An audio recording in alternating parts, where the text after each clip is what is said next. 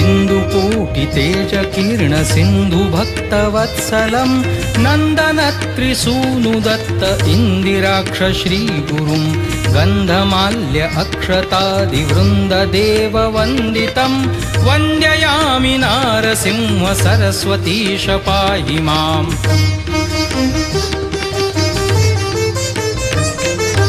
मायापाश अन्धकार छाया दूरभास्करम् आयताक्षि पाहि श्रिया वल्लभेश नायकं सेव्य भक्तिवृन्दवरद भूयो भूयो नमाम्यहं वन्द्ययामि नारसिंह सरस्वतीश पाहि माम्।